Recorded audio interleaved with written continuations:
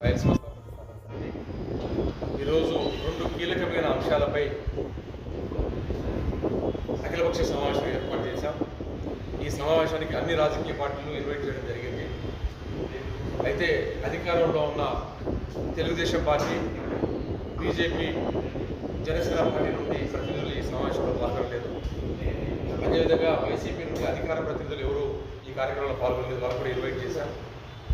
మిగిలిన రాజకీయ పార్టీలన్నీ కూడా CPI, CPM, new democracy, Congress party వాళ్ళు అందరూ వచ్చారు.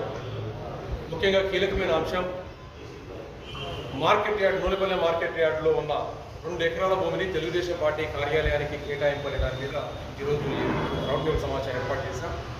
అదేవిధంగానే నంద్యాల వ్యవసాయ పరిశోధన స్థానంలో తాత్కాలికంగా 1 సంవత్సర కాలం పాటు ఏర్పాటు చేసుకున్న కలెక్టరేట్ కార్యాలయం 4.5 సంవత్సరాలైనా తరలింపు లేకుండా ఇక్కడే ఉండి అది అవసాన దశకు చేరుతున్న దశలో దాని మీద చర్చగా పెట్టుకున్న సందర్భంలో అందరూ కూడా ఇక్కడికి వచ్చిన వాళ్ళంతా కూడా ముక్త కంఠంతో మార్కెట్ యార్డ్ అనేది రైతుల సమస్య కోసం, రైతుల యొక్క వాళ్ళ యొక్క పరిష్కారం కోసం, వాళ్ళ మార్కెటింగ్ కోసం ఉన్నది. దీన్ని ఎటువంటి పరిస్థితుల్లో ప్రైవేట్ పరం చేయడానికి లేదా రాజకీయ పార్టీలకు ఇవ్వడానికి ఒప్పుకోవడం లేదనేది ఒక తీర్మానం చేశాం.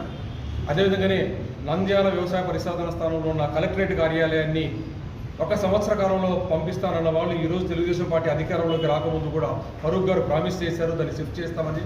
2 సంవత్సరాలైనా కూడా ఎలాంటి అడుగు వేయకపోగా ఆ కార్యాలయాన్ని ఇంకా విస్తరించుకుంటూ క్యాంటీన్లు గిడ్లు పెట్టుకుంటూ పోతున్న నేపథ్యంలో తక్షణమే దాని మీద స్పందించవలసిన వాళ్ళు ఆ కార్యక్రమాన్ని పక్కన పెట్టి ప్రజా సంక్షేమ కార్యక్రమం, రైతులకు కీలకమైన కార్యక్రమం పక్కన పెట్టి వాళ్ళ పార్టీ కార్యక్రమంగా కార్యాలయాన్ని తీసుకురావడాన్ని ఈ సమావేశం నిర్విఘ్నంగా వ్యతిరేకించింది. దాన్ని తీవ్రంగా వ్యతిరేకిస్తూ తీర్మానం చేసుకుంటూ మంత్రి గారిని 2 రోజుల్లో కలిసి ప్రజల యొక్క అన్ని రాజకీయ పార్టీల యొక్క ఆశలు, ఆకాంక్షలు, ప్రజా సంక్షేమం కోసం చేపట్టవలసిన కార్యక్రమాల గురించి ఆయనకు వివరించదలుచుకున్నాం. అదేవిధంగానే దీన్ని పెద్ద ఎత్తున అఖిలపక్షం తరఫున ఈ కార్యక్రమాలన్నీ, ఈ 2 కార్యక్రమాలను టేకప్ చేస్తూ ముందుకు పోవడానికి చెప్పి తీర్మానం చేసుకున్నాం. ఆ కార్యక్రమాలు కూడా మంత్రి గారికి లెటర్ ఇచ్చిన తర్వాత వాళ్ళకు ఒక 15 రోజుల్లో టైం ఇచ్చి వాళ్ళ దగ్గర నుండి ఎలాంటి పాజిటివ్ స్పందన రాకపోతే మాత్రం తప్పకుండా కార్యాచరణ ముందుకు పోవడానికి అఖిలపక్ష సమావేశంతో ముందుకు పోవడానికి అని చెప్పి కార్యక్రమం చేసుకున్నాం. మంత్రి గారు సుహృదయులు, నంద్యాల ప్రాంత అభివృద్ధికి చాలా కీలకంగా అనేక అంశాలు చేసిన వాళ్ళు ఎందుకో పొరపాటు పడి మార్కెట్ యార్డ్ ఇచ్చారని చెప్పి భావిస్తున్నాం. తప్పకుండా ఆయన సరిదిద్దుకొని మార్కెట్ యార్డ్ నుండి విత్డ్రా అయిపోతారని చెప్పి, అదేవిధంగా కలెక్టరేట్ కార్యాలయాన్ని కూడా తక్షణమే అక్కడి నుండి తరలించి నంద్యాల వ్యవసాయ పరిశోధన స్థానానికి గతంలో ఉన్న కీర్తిని తీసుకొస్తారని ఆశిస్తున్నాం. జై రాయలసీమ, జై జై రాయలసీమ.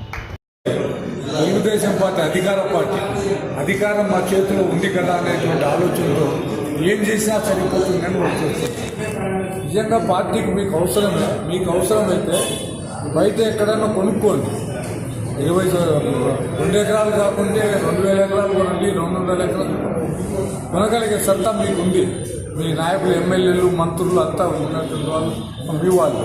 మరి ఆ విధంగా కాకుండా ప్రజలకు ఉపయోగపడేటువంటి మార్కెట్ యార్డ్ స్థలం ఈరోజు ఆ గోడాములు పడిపోయేటువంటి పరిస్థితి ఉంది. రైతు ధాన్యం ఆరబోసుకోవడానికి అవకాశం లేనటువంటి పరిస్థితి ఉంది. అసలు మార్కెట్ యార్డ్లో ఉన్నటువంటి వాటిల్లో అన్ని రకాల ధాన్యాన్ని కొనుగోలు సెంటర్గా ఏర్పాటు చేసి దాన్ని డెవలప్ చేసి రైతులకు అందుబాటులో తీసుకొచ్చేటువంటి పరిస్థితికి పోయి ఈరోజు సొంత ఆఫీసు కోసం ఆ స్థలాన్ని కేటాయించడానికి ఆంధ్రప్రదేశ్ రైతు సంఘంగా మేము కేటాయిస్తున్నాం. చాలా